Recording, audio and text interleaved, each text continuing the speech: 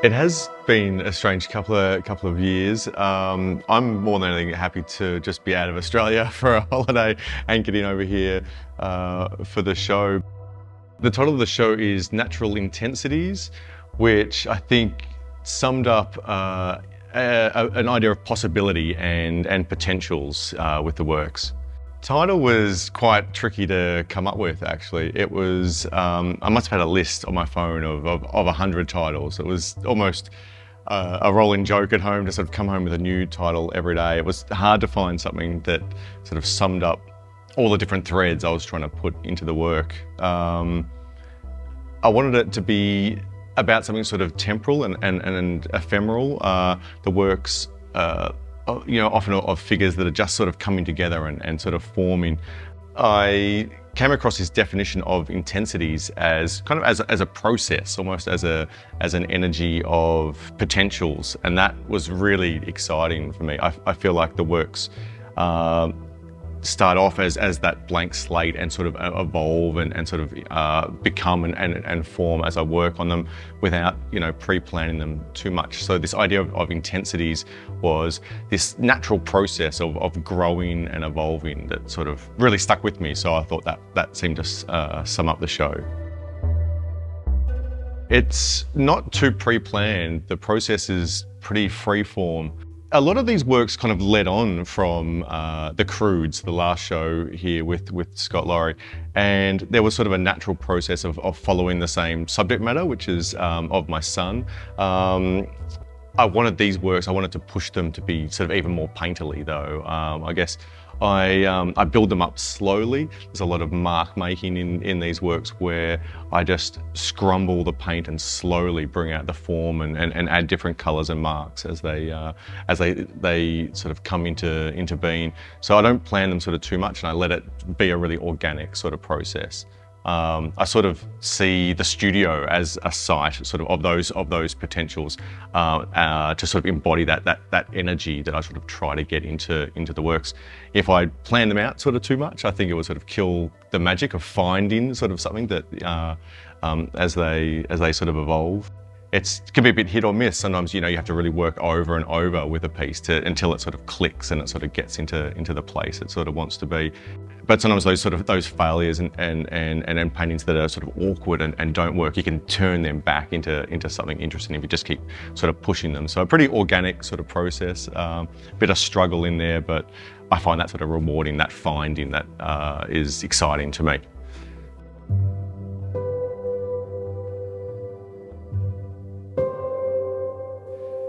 It's a really hard question to know when they're finished. People often wonder if they're finished when I'm even going to show them. I think it's when the work is sitting with an interesting sort of tension with it. I don't like it to be. You don't want to kill the work. You don't want to overwork it. But you want it to be sort of hanging there, just sort of coming into being, but not fully sort of realised. These works, again, they sort of have that temporal sort of nature to them, multiple little marks and elements coming together to form the subjects, but not being fully formed, not being fully described. Where that sort of vibration and that tension sort of is hanging together. That's the point that I find really interesting, and that's usually where I'll stop with the painting. The work behind me is called Together for a While, and that was potentially going to be a title for the show. That was one piece which I had to work over and over to really sort of build up the surface and the feeling. It was a bit different to some of the smaller works where it came together sort of in pieces. The feet came together, the hands came together, and then the head sort of came together at the end. So it's pieced together in a different way to the smaller pieces that have more disparate marks and elements. The large one sort of feels like almost a collage of different elements, still all in conversation with each other, all sort of trying to form the subject, the figure in it. But there's once again that sort of tension in there, I think, of it just holding together. I really enjoyed the hands, how they sort of had a certain sort of feeling, a certain sort of psychological sort of feeling to the hands, maybe something on the interior sort of mind being expressed in the body language. But it ended up with a really sort of nice surface, quite a worn out surface, which I really enjoyed. Same way that a lot of the works of the show, they use the inspiration of my son, of the young boy as the jumping off point. They're not sentimental pictures, I think, of my son, but using him more as a jumping off sort of point to look at the formation of being and the mind and character. I'm sort of interested in watching my son sort of grow and him piece himself together almost through experience, through time. So that work, I think, sort of has that element of these disparate elements coming together to slowly form this this being, this character, which is still unfinished in a way. It's still, once again, in the process of that sort of potential of a projection sort of into the future, I guess.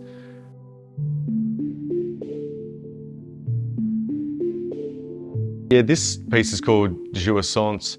It was one of the earlier pieces that I was putting together for this show, and once again another sort of contender in the for the title of the show. It had this excess of joy and painterliness, which I wanted sort of in all the works. That one I felt really pushed the painterliness that I was going with all the works. It felt quite light and quite sort of joyous. It's a little bit sort of twee. I enjoyed that excess to the jouissance of the joy almost tipping over to become something almost transgressive or overly decorative, and I think that work sort of captured that sort of moment of it really sort of tipping over into a formless kind of space, just holding on to the form. This piece is called Going Over the Edge, and I feel it's quite a simple sort of piece. I really like it because I feel like it hit all the aims I was trying to achieve in a really simplistic kind of way. It's got or a minimal way, perhaps I should say. It has minimal sort of colours. The form of the figure is just coming out. It sort of hits some silhouette sort of lines, some outlines, without ever fully forming the subject. But it's got, once again, that simplicity and that temporality sort of to it, which I was trying to achieve in a lot of the pieces. I feel like that one achieved it in a really sort of economical manner of marks and colour. So it sort of really summed up a lot of the aims for the show.